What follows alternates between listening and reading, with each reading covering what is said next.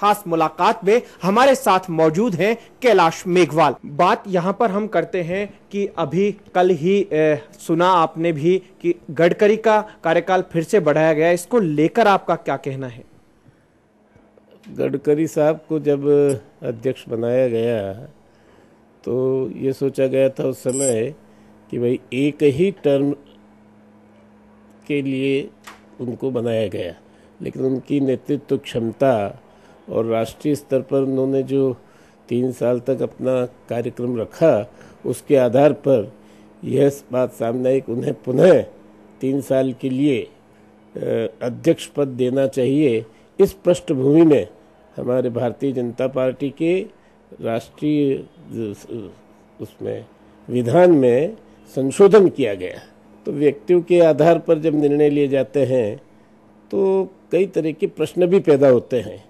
जैसे मुझे मालूम है, मैं जब इस राष्ट्रीय परिषद का सदस्य था और जिस समय एक टर्म का निर्णय लिया गया, उस समय श्रीमान राजनाथ सिंह जी राष्ट्रीय अध्यक्ष थे और शायद उनको वापस नहीं बनने देना था या रिपीट नहीं करना था, इसलिए संशोधन किया गया भारतीय जनता पार्टी के विधान में कि भाई एक ही टर्म 3 साल का दिया जाए।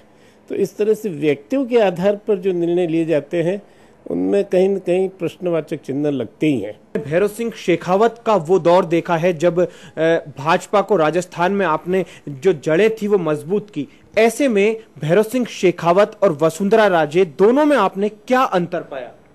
भैरव सिंह जी शेखावत का एक विशाल व्यक्तित्व था और राजस्थान की राजनीति के 60 साल तक वो पुरोधा रहे और राजस्थान की राजनीति को ठीक ढंग से और विशेष तौर से जनसंघ से लगाकर, जनता पार्टी से लगाकर भारतीय जनता पार्टी तक उन्होंने बहुत ही सफलतापूर्वक नेतृत्व दिया और इसी के कारण उन्हें उपराष्ट्रपति पद तक पहुंचने की अवसर मिला। लेकिन अगर अंतर की बात माने तो आप दोनों में क्या अंतर देखते हैं? मैं इस मामले में अंतर का भी आपको कोई जो है स्पष्ट अपना आकलन नहीं दूंगा। तो कुल मिलाकर कहा जाए कि वसुंधरा राजे का कार्यकाल बहुत ही बेहतर रहा पार्टी के लिए। अगर वसुंधरा राजे का कार्यकाल बेहतर रहता तो पिछले चुनाव में हारने की स्थिति नहीं बनती। जो टीम उनके नेतृत्व में 2003 में बनी थी, उस टीम में पिछले चुनाव में बिखराव आया और उस बिखराव का नतीजा ये था कि राजस्थान हमारे भारतीय जनता पार्टी के हाथ से चला गया। क्या आप मानते हैं कि उनके नेतृत्व में एकजुटता नहीं रही, कहीं ना कहीं दूरी बना ली गई ऐसे बुजुर्ग नेताओं से जो अपने आप में एक तजुर्बा रखते थे, बहुत ज्ञान का भंडार था जिनके पास? आप मानते हैं? तो मैंने अभी कहा ही आपको कि 2003 में जब वसुंधरा जी आई थी पहली बार, तो एक मत होकर के वरिष्ठ से लगाकर भी, मध्यम श्रेणी से लगाकर भी और कनिष्ठ कार्यकर्ताओं का जोश से उनके नेतृत्व में चुनाव लड़ा गया। वो 2008 में नहीं लड़ा गया, जिसका परिणाम आपके सामने है। यहाँ पर बात निकल कर आती है पार्टी नेतृत्व की। एक चर्चा चल निकली है, नेताओं की मांग है, कई वसुंधरा खेमे के, उनका कहना है कि पूरी कमान वसुंधरा राजे के हाथ में दे दी जाए। आप मानते हैं कि यदि उनके हाथ में पूरी कमान दे दी जाए तो पार्टी फिर से मजबूत हो सकती है? देखिए, मैं इस मामले में बहुत ही अलग से अपना विचार रखता हूँ और मेरा विचार ये है कि भारतीय जनता पार्टी हो या कोई पार्टी हो, वह पार्टी अपने सिद्धांतों के और अपनी विचारधारा के आधार पर चलती है और इसलिए मेरा यह स्पष्ट मानना है कि राजस्थान में भारतीय जनता पार्टी के प्रदेश चुनाव घोषणा पत्र के नेतृत्व में चुनाव लड़ा जाए और उसके बाद बहुमत आने पर जो उस घोषणा पत्र को लागू कर सके ऐसे व्यक्तित्व को मुख्यमंत्री बनाया जाए। कांग्रेस आरोप लगाती है बार बार कि वसुंधरा राजे को लेकर लगातार आरोप लगाती रही है, तो कांग्रेस के आरोप को लेकर आपका क्या कहना है? ये कुछ परिपाटी सी हो गई है सत्ताधारी और प्रतिपक्ष दलों के बीच में कि इस तरह के आरोप आज कांग्रेस लगा रही है। यही आरोप जो है 5 साल तक भारतीय जनता पार्टी ने भी लगाए। कुल मिलाकर पक्ष और विपक्ष में जब पार्टी आ जाती है तो कुछ भाषा का तोड़ मरोड़ करके उसी तरह के आरोप लगते रहते हैं। वैसे कांग्रेस को कोई अधिकार नहीं है कि वो किसी तरह का आरोप लगाए, क्योंकि कांग्रेस एक ऐसी पार्टी जो व्यक्ति आधारित पार्टी है, सिद्धांत आधारित नहीं, परिवार आधारित पार्टी है, जो सारा देश पिछले 65 साल से देख रहा है। फिलहाल कार्यक्रम में लेंगे एक छोटा सा ब्रेक के बाद भी कैलाश मेघवाल से बातचीत का सिलसिला जारी रहेगा।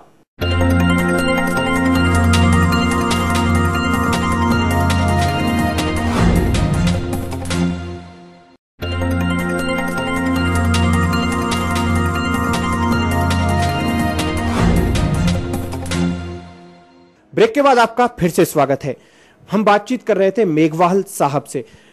मेघवाल साहब, यहां पर बात आती है कि पिछले चुनाव में आप पार्टी से नाराज थे, तो क्या हार कई सीटों को खोने का भी कारण आप मानते हैं? देखिए, 2008 में विधानसभा के चुनाव हुए थे। उस समय परिणाम अनुकूल नहीं रहे भारतीय जनता पार्टी के। मैं उस समय लोकसभा का सदस्य था और मई 2009 तक मेरा कार्यकाल था। उसके बाद जो चुनाव हुए तो राजस्थान की परिस्थितियां भारतीय जनता पार्टी के प्रतिकूल थी। उस समय भी मेरे लिए, क्योंकि परिसीमन में टोंक लोकसभा क्षेत्र निर्वाचन जो क्षेत्र था वो सुरक्षित से जनरल हो चुका था और जो दूसरे लोकसभा के क्षेत्र रिजर्व हुए थे, गंगानगर, भरतपुर, आपका धौलपुर, बीकानेर, इनमें से 3 जगह से मेरी मांग थी चुनाव लड़ाने की, कार्यकर्ताओं की मांग थी। लेकिन उस समय के प्रदेश नेतृत्व और राष्ट्रीय नेतृत्व ने मुझे लड़ना उचित नहीं समझा, तो मैंने चुप ही रहा। तो ऐसे में एक बड़ा कारण मानते हैं कि आपके समर्थक है वो कहीं ना कहीं उन्होंने अपना गुस्सा जाहिर किया, क्योंकि समर्थकों को गुस्सा आना लाजमी था। सवाल समर्थकों के गुस्सा आने का नहीं है। राजनीति में सवाल उठता है कि टीम कैसी है और उस टीम में अब कौन कौन लोग हैं, और उस टीम के आधार पर मतदाता अपना मत बनाता है। और इसलिए उस समय की विधानसभा में प्रकट हो चुका था कि टीम में बिखराव आ चुका, और उस बिखराव को ठीक करने की कोशिश भी नहीं की गई। क्योंकि मेरा ऐसा मानना है कि गंगानगर, धौलपुर, भरतपुर से जहाँ से मेरी मांग थी लोकसभा के चुनाव लड़ाने की, अगर मुझे लड़ाया जाता तो मैं निश्चित रूप से किसी भी सीट से इन तीनों में से विजय हो सकता था। लेकिन मुझे नहीं लड़ाया गया, और जिन लोगों को लड़ाया गया वो वहाँ तीनों जगह पराजित रहे, कांग्रेस जीती।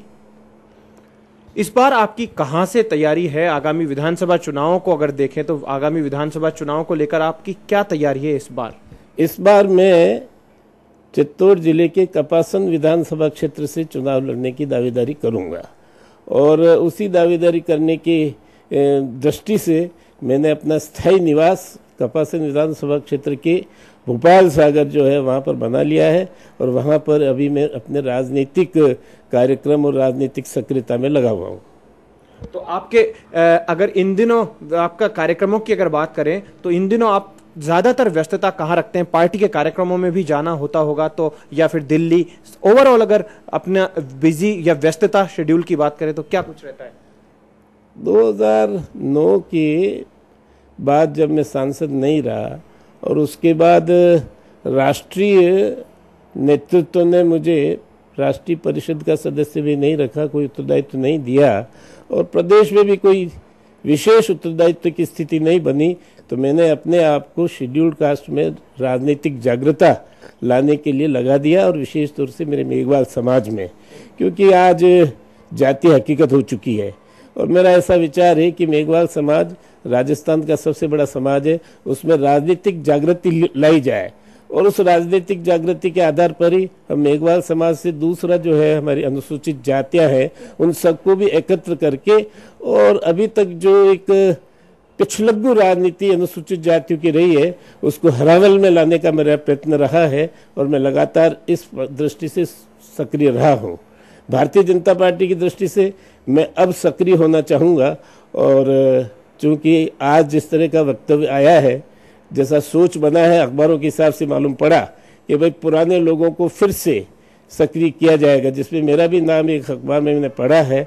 अगर सक्रिय किया गया तो पूरे जोर शोर से, पूरी निष्ठा से, पूरी लगन से मैं भारतीय जनता पार्टी के सुदृढ़ बनाने में लग जाऊंगा। ये बात साफ है कि जब तक सबको साथ लेकर नहीं चलेंगे, बुजुर्गों का सम्मान नहीं करेंगे, एक पुराने नेताओं को साथ लेकर नहीं चलेंगे, तो ऐसे में सरकार बनाने का सपना बड़ा मुश्किल होगा वसुंधरा राजे के लिए, जो अभी सोच रही है। देखिए, राजस्थान में अगर आप मेरे से पूछना चाहते हैं और ये सवाल आपने पूछा है, तो मेरा ये मानना है कि 1998 से राजस्थान नकारात्मक राजनीति की छाया में है। 1998 में भैरव सिंह जी की विदाई का चुनाव हुआ, 2003 में अशोक गहलोत की विदाई का चुनाव हुआ, 2008 में वसुंधरा जी की विदाई का चुनाव हुआ, और अभी भी जैसा वातावरण बन रहा है वो अशोक जी गहलोत की विदाई का चुनाव होगा। सकारात्मक दृष्टि से राजनीति अभी ठंडी पड़ी हुई है। तो ऐसे में एक बात साफ है कि यहाँ पर लोगों को विकल्प में भाजपा की तलाश है, ना कि लोग भाजपा का इंतजार कर रहे हैं। विकल्प में बातें, जैसा मैंने अभी कहा, नकारात्मक राजनीति है। कई कारणों से अशोक जी गहलोत के प्रति थोड़ी नाराजगी बढ़ती चली जा रही है और वातावरण ऐसा बन रहा है कि भाई भारतीय जनता पार्टी वापस शासन में आए, तो ये एक नकारात्मक राजनीति में कहता हूँ। लेकिन अगर नेतृत्व सही ढंग से सोचकर, विचारधारा के आधार पर, निष्ठा के आधार पर, वफादारी के आधार पर, सिद्धांतों के प्रति अगर काम ले, तो ऊपर से लगाकर नीचे तक भारतीय जनता पार्टी का जो कार्यकर्ता है वो अगर खड़ा हो जाएगा तो राजस्थान में चमत्कार हो जाएगा और इतनी सीटें आएगी कि जिसकी कल्पना कोई नहीं कर सकता। तो आप मानते हैं कि यहाँ पर वसुंधरा का जादू चलना मुश्किल होगा, यहाँ पर पार्टी का जादू चलाना बहुत जरूरी है और पार्टी के सारे नेताओं को साथ जोड़ा जाए तो एंटी इनकम्बेंसी जो है वो खास फैक्टर बन सकती है। भाई, हमने अभी आपसे कह दिया कि किसी का जादू नहीं चला। 2003 में नकारात्मक स्थितियां थी, कांग्रेस पार्टी आधी, हमारी पार्टी एक होकर, कर्मचारी सब नाराज होकर अशोक गहलोत को विदाई देना चाहते थे। अब ये मीडिया और अखबार वाले और समर्थक और जिस तरह का वातावरण पैदा करते हैं उसमें इसकी वजह से आया, इसकी वजह से आया, इसमें मेरा विश्वास नहीं है। मेरा विश्वास है कि जो मत मिलते हैं पार्टी के सिद्धांतों को मिलते हैं, पार्टी की निष्ठा को मिलते हैं, पार्टी की विचारधारा को मिलते हैं। मेघवाल साहब, यहाँ पर आपको एक बात अभी पिछले दिनों बड़े जोरों से चर्चा में चली, पार्टी की जो फूट थी वो सड़कों पर आ गई, एक साथ पार्टी में दो गुट बन गए। कटारिया की यात्रा को लेकर वसुंधरा जी ने कहा मुझे पार्टी की प्राथमिक सदस्यता से इस्तीफा दे देना चाहिए, ये सब कुछ नाटक चला। तो आपका क्या कहना है? आप पार्टी के साथ लंबे समय तक जुड़े रहे हैं, इस पूरे मामले पर क्या आपको दुख नहीं हुआ? आपके मन की वेदना क्या रही उस वक्त? भारतीय जनता पार्टी में धीरे धीरे कुछ मतभेद चालू हुए और वो मतभेद से बढ़कर मनभेद तक आ गए और वो मनभेद का प्रतिकरण सारे राजस्थान में गुटों में हो रहा है। आज भारतीय जनता पार्टी गुटों में हर जगह बटी हुई है, ये एक तथ्य है। अब हमारे बड़े नेता और कोई भी कि नहीं सब ठीक है, ऐसा नहीं है, लेकिन वो मनभेद में जो परिवर्तित हो गए हैं उनको वापस ठीक किया जा सकता है और जो स्थितियां अखबारों में और जगह जगह आ रही है उन स्थितियों को वरिष्ठ नेतृत्व साथ बिठाकर अगर तय करे तो सब मिट सकता है, क्योंकि करीब करीब सभी कार्यकर्ता भारतीय जनता पार्टी के और भारतीय जनता पार्टी के सभी नेता, एक केंद्र बिंदु उनका विचारधारा है और केंद्र बिंदु का सिद्धांत है और उन सिद्धांत और विचारधाराओं के प्रति उनको जगाया जाए तो ये सारे मतभेद मिट जाएंगे, सारे ये जो गुटबाजी हो रही है अपने आप मिट जाएगी और भारतीय जनता पार्टी एक सुदृढ़ पार्टी के रूप में राजस्थान में खड़ी हो जाएगी। आखिरी सवाल, और भ्रष्टाचार, महंगाई, काला धन या फिर राज्य में जो कांग्रेस सरकार है, केंद्र में कांग्रेस सरकार है, ओवरऑल अगर कांग्रेस की बात करें तो और जनता के साथ जोड़े इन सरकारों को, तो जनता को देखते हुए आपका क्या कहना है इन सरकारों को लेकर? देश की राजनीति में जिस तरह की मिलावट और गिरावट आई है उसमें ये भ्रष्टाचार और महंगाई और दूसरी अराजकता और ये बिंदु गौण होकर के जातिवाद, संप्रदायवाद, शराबवाद, धनवाद ये देश की राजनीति में हावी हो रहा है। ये बहुत बड़ा एक चुनौतीपूर्ण प्रश्न देश के सामने है। इसको ठीक करने के लिए सभी राजनीतिक पार्टियों को लगना होगा। तो ये थी खास मुलाकात भाजपा के वरिष्ठ नेता कैलाश मेघवाल के साथ। इनका कहना है कि यदि पार्टी एकजुट रहे और व्यक्ति विशेष को नेतृत्व ना सौंपे तो पार्टी राजस्थान में फिर से उसी तरह से कमाल कर सकती है जिस तरह से 2003 में किया था। इनका कहना है कि हर बार एंटी इनकम्बेंसी वोट पड़ते हैं, यहां पर भाजपा को फायदा तब होगा जब भाजपा एकजुट रहे। कैमरा पर्सन घनश्याम करौल के साथ ऐश्वर्य प्रधान, HBC न्यूज, जयपुर।